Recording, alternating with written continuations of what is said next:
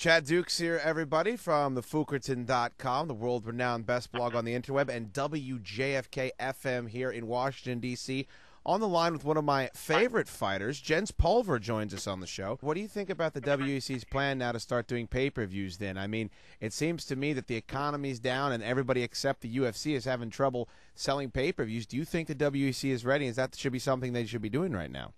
I think they are ready because they do have a good name.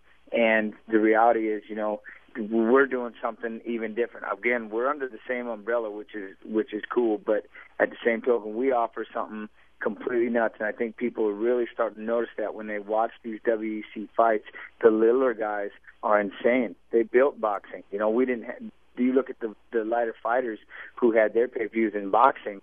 They weren't the big $55 million payday. They were $1 and $2 million. But at the same token, people love them. They were basically the foundation and the backbone of boxing when they didn't have any kind of heavyweights out there. Everybody loves it. When you have a great explosive heavyweight and he's knocking everybody out like a Mike Tyson, everybody's watching that. But when you're at that lull, then you have to resort to your little guys, and that's really the WC. We've shined every time. I mean, a lot of people didn't get to see it, but dear God, the Cerrone Razor Rob fight, oh my God, I couldn't believe I was witnessing it. I'm sitting in the locker room just throttled. My hat's off to both of them. Definitely Cerrone for getting it. Oh, my God, it was insane. I know you're familiar with The Ultimate Fighter. I don't know if you've had a chance to watch this past season at all, and clearly that's been a program that's fostered some great talent, had some champions come out of there. But right now, they're allowing a lot of really just disgusting things to happen on that show.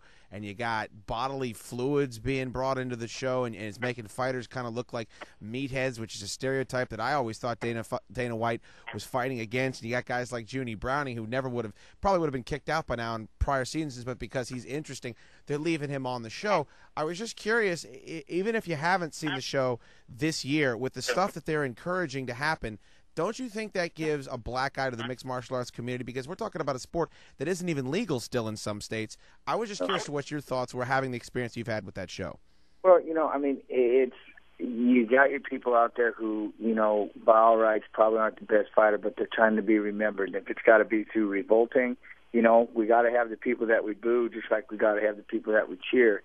And sometimes the same crowd will fill up a stadium to watch somebody get their butt kicked rather than, to watch someone else win. So, that's the only thing. But, yeah, has it been taken to a whole new level? For sure. I would love to see a nice, easy Ultimate Fighter where it's skill-based, where it's based on training, where people get to see how hard we work out, not what they do in the house when there's no books, no TV, nothing but alcohol and attitude. Crazy things going to happen. It's set up that way. That's why the ratings are little and they're not getting higher because, it's the same bunch of jokers coming in trying to make their name because really it's the only attention they're going to get besides every now and then making a post on the underground. The reality is, if they just showed more training, and especially when you have outstanding coaches who have done a whole bunch for the sport, who are still out there fighting, who are at the top level, show the training. Show these fighters who are coming in here and are, in my case, where they were out of shape and they weren't ready to go, show them what these workouts are like. Let people see how hard it really is to be a top-level fighter, not one of these bumpkins that can throw on a tap-out shirt, wear an affliction hat, and go out there and talk trash at the bar. I get people all the time. Oh, yeah, my friend, he's a UFC fighter. Oh, really? Sure he is. Okay. You know what I'm saying? Yeah. I bet he is. Well, you mean he's a UFC buyer and he buys a lot of clothes. You know what I'm saying? But and they really show the training.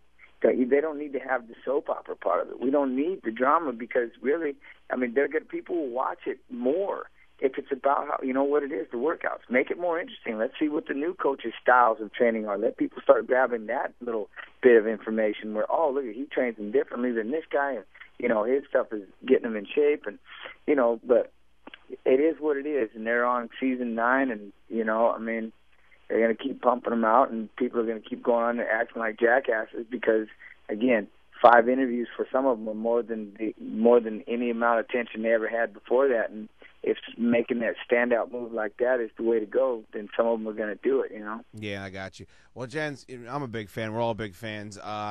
take a break, get yourself some wind. You've been training like a madman, fighting like a madman.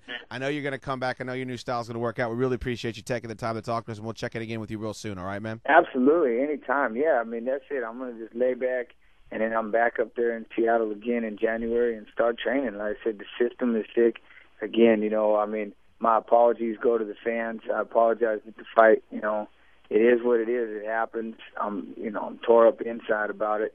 But at the same token, I'm very happy with what's gonna, down the road. I'm very happy to get this, to learn this stuff. I mean, it's amazing up there at AMC, and so I just thank the fans and everybody, involved. And there's gonna be more, man. I'm not done. I'm not done going out there and trying to shoot the lights out. Excellent. Hey, Jens, thanks so much, man. We'll catch up with you real soon.